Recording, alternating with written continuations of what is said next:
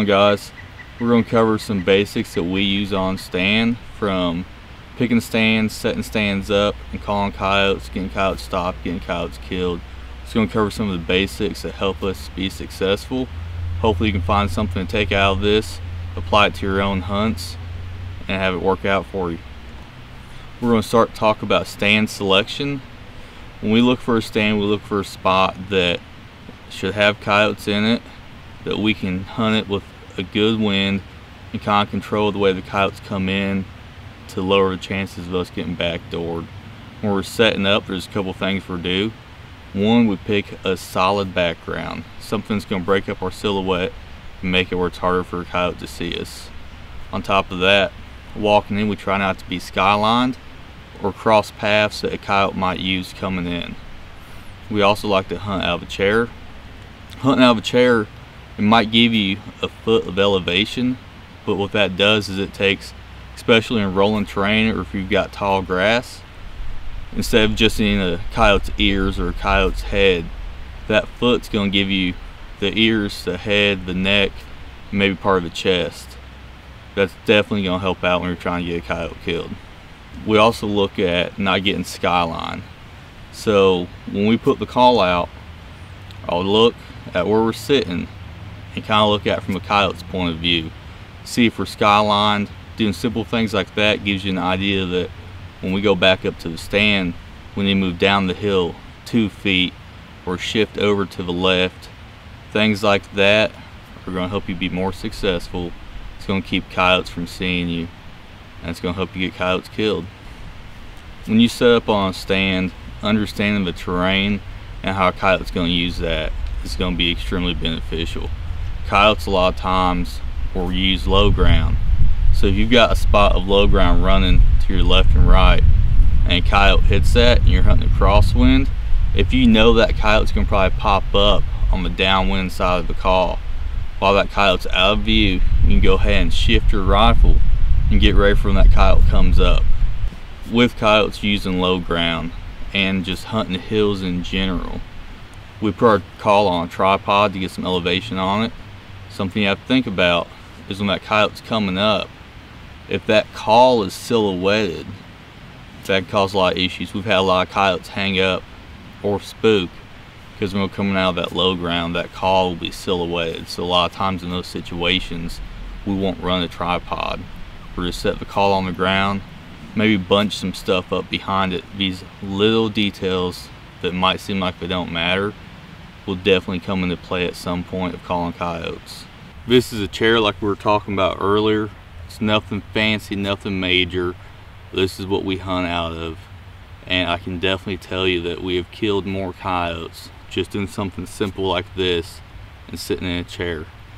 So let's go into like the main thing here. We always hear about coyotes' noses, how you can trick the nose, all these new products that are on the market.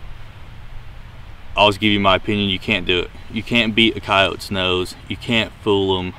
So save your money on that and focus on learning how to work the wind. You can hunt spots where the wind isn't ideal, and your call placement, especially running the e-call, you can use that to your benefit so that the coyote works the wind for the call and not you. We've seen coyotes work the wind really far out, and we've seen coyotes not work the wind until they're under 100 yards away. There's really basic concepts you can use. If you're hunting a wind that's blowing that way, you think about the call, you push your call out a little farther than normal, and you offset it the opposite way. So when that coyote comes to get downwind of the call, a lot of times it'll bring the coyote right in front of you. We play that game a lot with coyotes.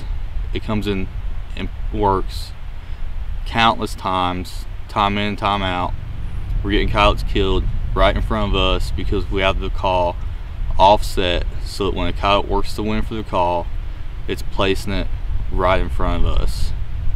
No matter where you're hunting, you can't beat the wind, but you can play the wind, adjust the call, adjust your stand so that you can kill these coyotes coming in, working the wind based off of the call placement. Understanding your setup, understanding the stand, the terrain, how coyotes use the land is going to help you be more successful. So what I like to do is I like to have an idea of the main avenue a coyote's going to come in, the most likely spot it's going to come from, and how it's going to approach. Then I'll have a secondary, and then some spots like a third idea of where a coyote's going to come from. I like to be set up to where I can kill coyotes coming from any of those spots, but then I take the worst possible spot a coyote can come from. Being a right-handed shooter, a lot of times it might be to the right. It's harder to swing that way for me. Or primarily, if there's a spot where a coyote can pop up and be less than 100 yards before I see it, that's what I'll go with. So if we have a roll in the hill or a real thick spot real close, something like that we can't really anticipate or prepare for, I'll go ahead and point my rifle in that direction. That way if a coyote pops up at 60 yards to my left, we already have the rifle there. It cuts down on a lot of movement and helps you get that coyote killed. Something else that's going to help that is, once again, your call placement. You look at the most likely spots a coyote's going to come from, and you set the call up offset so that that coyote's not looking directly over the call at you.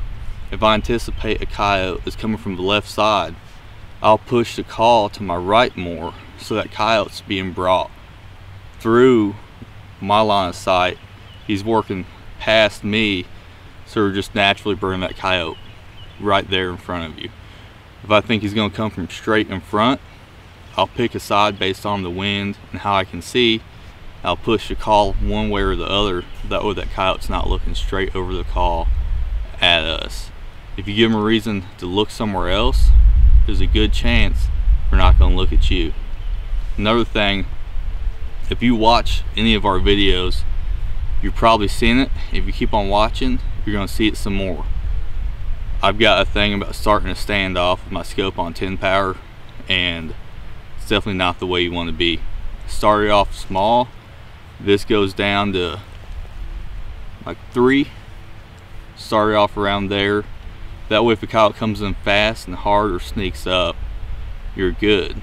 If you got a coyote coming in from 300 yards, you've got time to crank that scope up.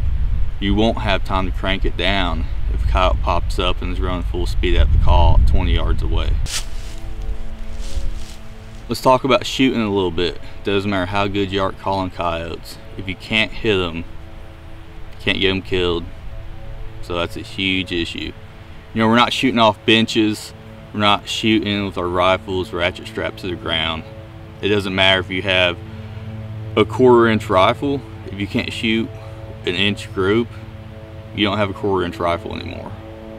So it doesn't matter if you're shooting bipods, sticks, tripods, whatever. You need to practice shooting that way. There's a couple things that I've seen a lot of people do, I've been guilty of it too, is not having tight groups and not having rear support when you shoot. If you're not doing an inch and a half group at 100 yards, it's going to be really hard to hit a coyote facing you at 100, 200, 300. So there's a couple things we do to help our accuracy when we're hunting.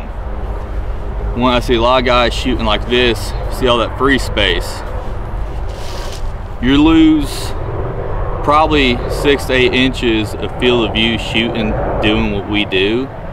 But if you can hit your target, I definitely think it's worth it. So we take our elbow, we don't put the point on our leg, we kind of put it off to the side, and that gives you a lot of rear support right there. You know, so we're like that, rock solid. And then I'm running the remote a lot, so I have the remote in my left hand most of the time. If it's a far shot, we got a coyote hung up, I'm a little worried about it, I'll take my off hand and tuck it in here as well. That just gives you more rear support. Definitely take this out. It might feel unnatural, but once you practice it, if you like it, if it's tightening your groups up, eventually with enough use, you're going to be used to it, and it's definitely going to help you tighten those groups up. It's all about that rear support right here. Then you can add this in there. Accuracy is the name of the game here. If you're not shooting those tight groups, give it a try. We run our remote different than a lot of people, but I do it this way because that's what I like, that's what I found effective. So let's say it's December, so we're playing Prey Distress. Alright, we got Prey Distress going. So while that's going, I will shuffle over to have my remote setting for a pup distress. What I do with that is I like to stop coyotes by muting the call. I'll mute it, and if that coyote gets spooked because that sudden stop of sound, which will happen sometimes, I can just immediately hit pup distress. Or I'll mute it, I'll shoot the coyote, my thumb's always on that button, so as soon as I shoot, I hit the button, pup distress. Then we've got our recall buttons for, let's say we're calling and a coyote starts booger barking at us or something happens like that, we get busted. I've got a sound that I always use in those situations, and I hit it, and then that sound starts. It's great for us because, like I said, where I'm stopping coyotes by muting the call, normally I'm on stand, my offhand is sitting just like this on the pause button. So I press it once, pause it, my thumb's still there, so if that coyote goes to leave or after I shoot, I just hit it again and I hit that pup distress. We've talked about it a few times, I'll always talk about it. Your sound selection on stand is going to depend on what coyotes are naturally doing that time of year. Do your research, look into it, talk to people, find out what sounds are meshing with what coyotes are doing naturally that time of year. If it's July and you're focused on rabbit and prey distress, you're not going to call as many coyotes in. If it's July and you're focused on coyote vocals, pup distress, and fights, you're going to call a lot more coyotes in. But in December, if you're focused on fights, you're not going to call as many coyotes in compared to if you're playing howls and prey distress. So the last part, we're going to end this video with how we end stands. We're mute the call, give it some silence, and we're sit there for 30 seconds to 2 minutes. Curiosity kills a lot of coyotes. There might be a coyote hanging up just outside view or somewhere you haven't seen it. You mute the call and sit there in silence. That coyote gets curious on what's going on, where the sound went, and he'll come out. I've had it happen time and time again. We've been breaking the stand down, camera turned off, rifle taken off tripod, packing up. Look, there's a coyote coming through the field that just got enticed enough by that silence to come out.